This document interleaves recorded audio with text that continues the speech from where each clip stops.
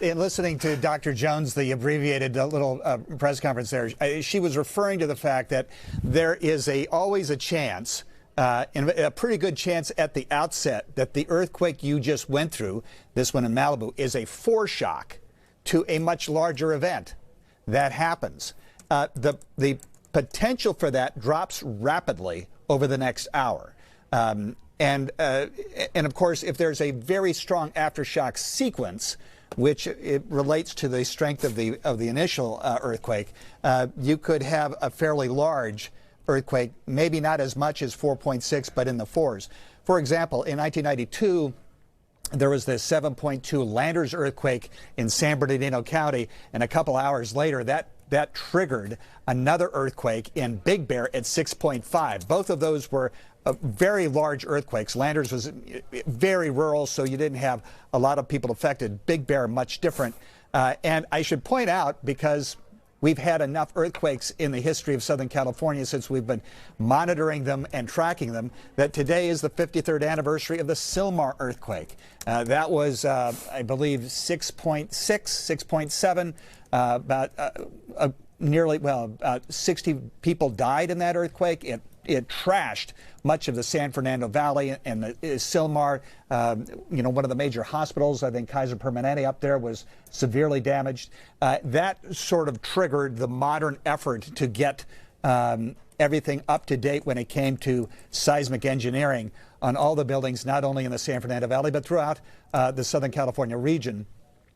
I will tell you something that seismologists won't say, though. And the people in the business of trying to keep us safe. They will not say this on camera, but I know it. And that is, they actually welcome an earthquake like this. And here's why. It's big enough to shock people, but it's not big enough to do any damage. The big problem they have, when it comes to people understanding that they live in earthquake country and prepare for it, is a long period where there's no shaking. You stop thinking about earthquakes. Right. That's the problem. On occasion, they like to see one just to let people know, yes, we got to go and make sure we're stocked up, that we have water, a potential for a water supply independent of the city, perhaps, that we have the capability of lasting for a while without help in terms of our own little personal infrastructure, and to remind the policymakers and members of city council and planning commissions that yes, seismic engineering and making things retrofitting projects need to be a priority. And that starts to go away if you go a long period without any earthquakes. People stop thinking about them. Now, all of a sudden, people again are thinking about it. You don't want one that's going to damage anything, but you do want one to remind people of the threat that's out there. And there is a threat. We know big ones are in our future. There's just no getting around that. And of course, the San Andreas is the one. That section of the San Andreas Fault that goes all the way through the Cajon Pass, south of Monterey, Monterey County and Parkfield, through the Cajon Pass all the way to Palm Springs. They know that that's supposed to break in a major earthquake every 150 years. It's been about 300 years since that wing of the San Andreas has broken. It's always been referred to as the pregnant woman in the 10th month of pregnancy. They can't understand why it hasn't happened, but they believe it will at some point. That's the San Andreas. That's the big one.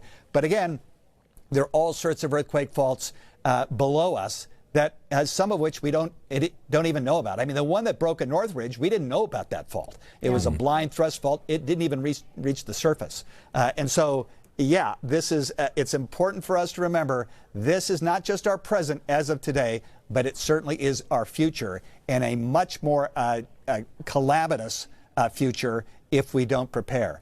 And the last point is, as Dr. Jones has talked about, one of the efforts is for us not to think of surviving an earthquake, because you can survive an earthquake, but all of your infrastructure is destroyed. Your economy is destroyed because of there's no commerce. But to build a resilient community that not only saves lives, but saves buildings. They like to say earthquakes don't kill people, buildings kill people. And keep the buildings in such a way that you have a job to go to.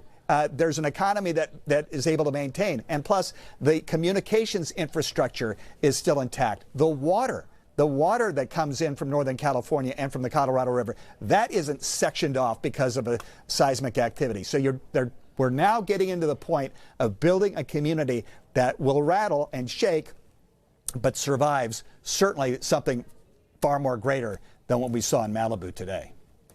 Great insight, Conan. And again, I think we were all out here shaking our heads in affirmation when you talked about the complacency that comes with something like this not happening for a very long time.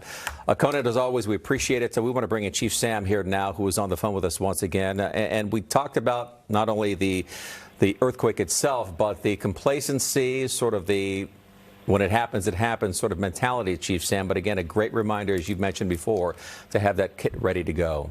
And the second after, and the second after an earthquake, what we should be doing also. Well, I want to go back to Conan's point because he's very accurate. Believe it or not, we experience about 30 earthquakes every day. While most of them are too small to be felt, the U.S. Geological Survey estimates Los Angeles has a 31% chance of being struck with a magnitude 7.5 in the next couple decades. And they've been saying that since the Northridge earthquake. So we are overdue for an earthquake. So, Chief Sam, with that in mind, starting today, including myself and the Brownlee family, what should we be doing? We talk about these emergency kits. What should be in there? How long should the supplies last? Per person, per day, and for how long? Well, you should have food, water, and supply for up to 72 hours. But I'm going to say go longer than that. You should have that for an extended period. And we just experienced a lot of storms where power could be out. So those earthquake preparedness kits aren't just for earthquakes. They're for any type of emergency where you may be on your own. You get a major event like a floods or an earthquake, personnel are going to be strapped for a long time. But food, water, supplies, extra tennis shoes because you're going to be walking around, flashlights, cell phone chargers that might be solar powered. You just want to think of everything. You know, there's an old saying, a friend says, if it's predictable, it's preventable. Think about it. Predict what could possibly happen and go from there.